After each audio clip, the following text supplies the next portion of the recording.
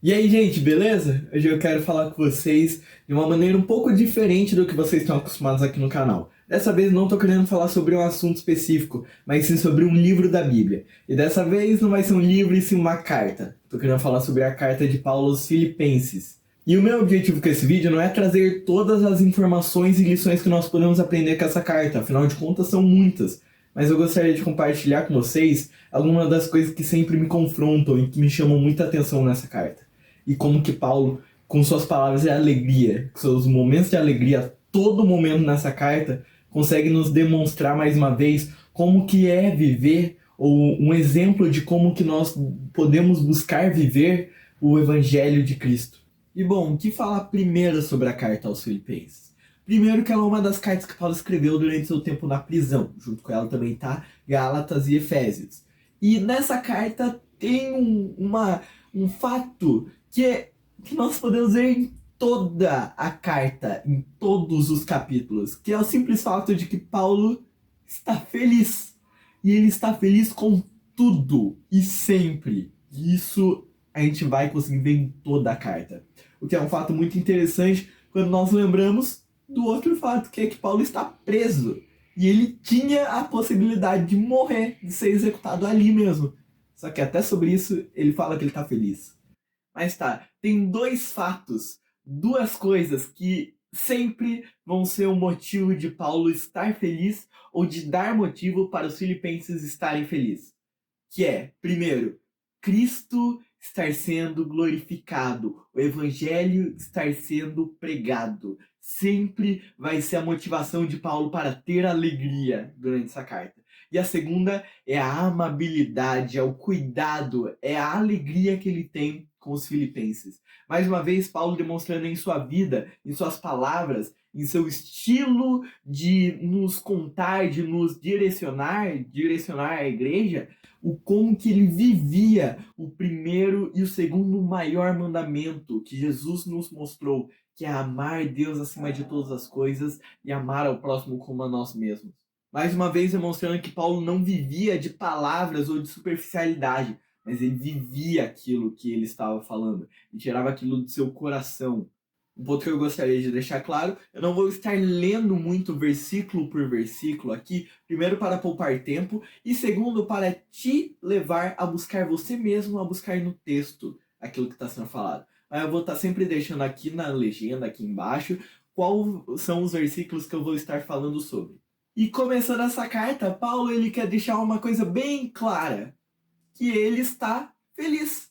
Ele está feliz com a igreja de Filipenses. Ele conta sobre como que ele ora de forma alegre pela igreja. Ele fala sobre como que ele os tem no seu coração.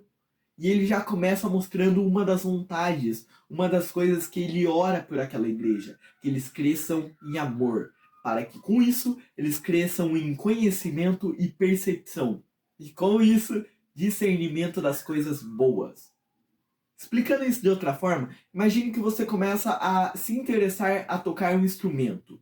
Conforme você vai gostando mais daquele instrumento, conforme você vai vendo mais sobre aquele instrumento, você vai começando a adquirir mais conhecimento sobre ele. E com esse conhecimento, mais discernimento e percepção se aquilo que alguém está tocando, ou se você está tocando, está correto, está bom, se é aquilo que deveria ser ou não. Não é diferente com o Evangelho. Conforme nós vamos crescendo em devoção, em obsessão pelo Evangelho, mais nós vamos o conhecendo, mais nós vamos percebendo como que ele é, como que ele deve ser.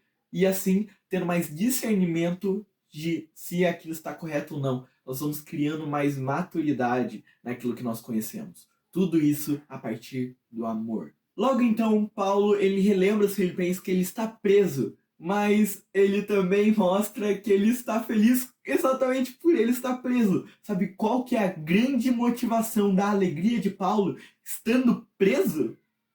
Que por causa da prisão dele, Cristo está sendo glorificado. Essa é a maior alegria dele por ele estar preso. Mas Paulo também ele sabe, ele tem confiança de que ele será liberto, o que acontece por causa das orações dos filipenses. Mas ele também para pensar, não, mesmo que eu não seja liberto, mesmo que aqui mesmo eu seja executado, eu também estou feliz. E ele escreve de forma clara: porque para mim o viver é Cristo e o morrer é lucro. Ele mostra quanto que ele está feliz com as duas opções. Mesmo se ele morrer, ele está feliz porque ele vai estar com Jesus, ele vai estar com Deus. Por que isso vai ser triste? Mas se ele for embora, a igreja vai ficar sem orientação. Se ele ficar vivo, e essa, olha só, a única motivação de Paulo continuar na terra é continuar orientando a igreja. Essa é a maior alegria de Paulo aqui na terra, continuar ajudando a igreja, continuar orientando a igreja. E ele escreve que é muito feliz para ele que, quer pela vida, quer pela morte de Paulo, Cristo é engrandecido. Essa é a obsessão da vida de Paulo. Quer pela vida, quer pela morte. Cristo, Cristo e Cristo, sempre.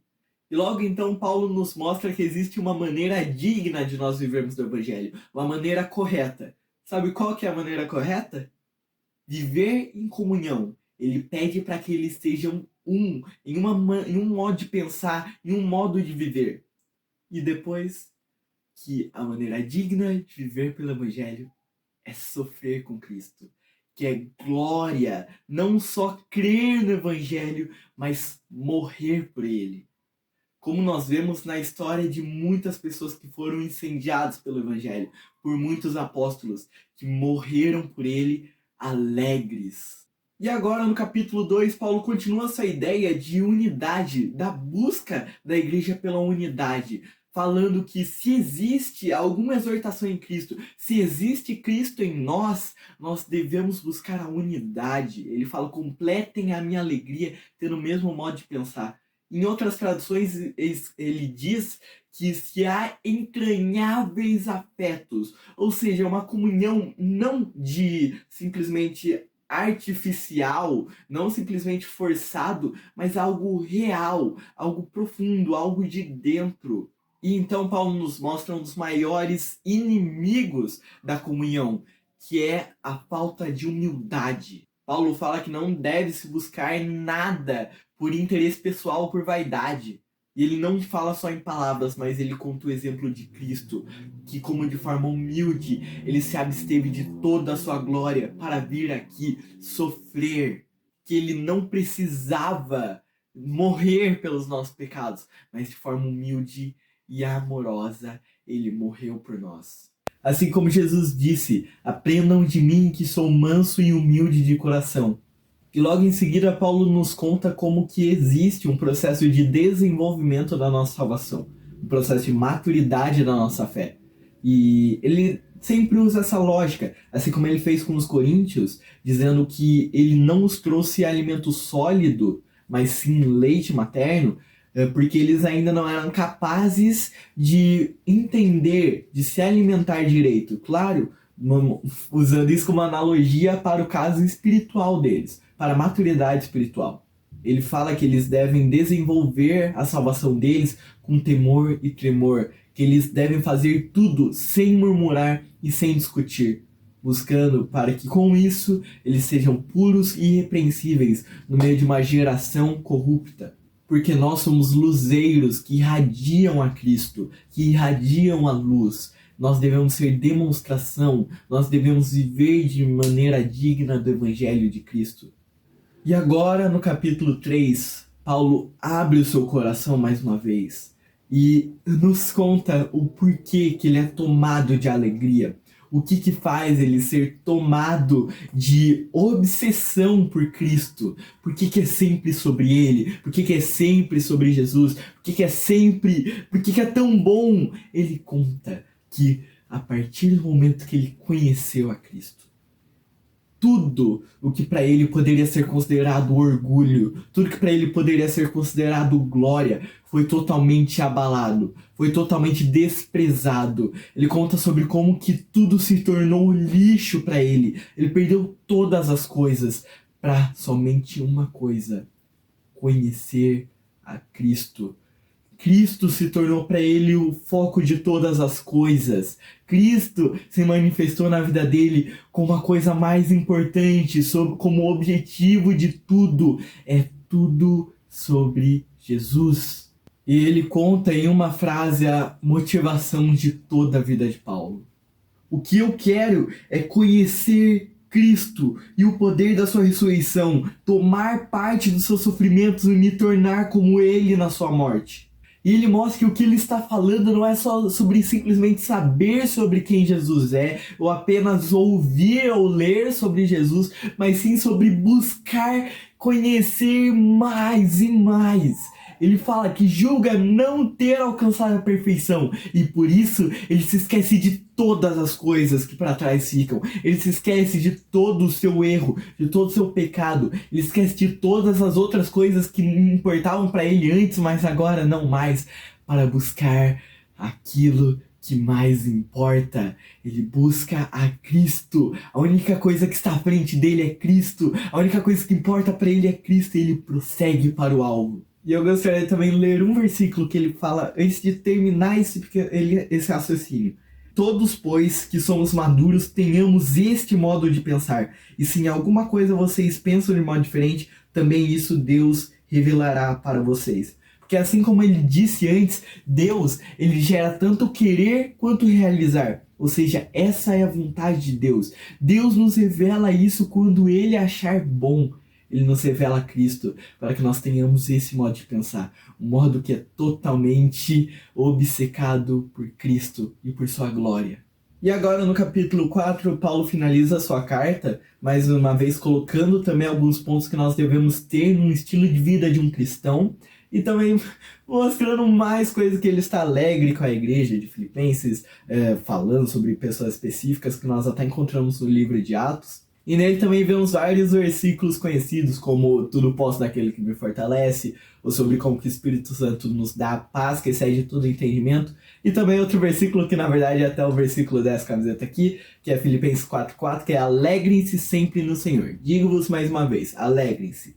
Mas para finalizar, eu quero ler a última exortação, vamos falar assim, que Paulo traz à igreja de Filipenses, que é o ponto final, a última coisa que Paulo quis falar, que está escrito aqui. Finalmente, irmãos, tudo o que é verdadeiro, tudo o que é respeitável, tudo o que é justo, tudo o que é puro, tudo que é amável, tudo que é de boa fama, se há alguma virtude e algum louvor existente, seja isso o que ocupe o pensamento de vocês, o que também aprenderam, receberam e ouviram de mim, e o que viram em mim. Isso ponham em prática, e o Deus da paz estará com vocês. Cara, Filipenses é uma carta que nós devemos ser profundamente confrontados pelo estilo de vida de Paulo. E também inspirados para viver o mesmo. Ele nos conta sobre várias coisas que nós devemos aprender a ter de maneira genuína, de maneira verdadeira e profunda. E é por isso que eu quis trazer essa carta aqui.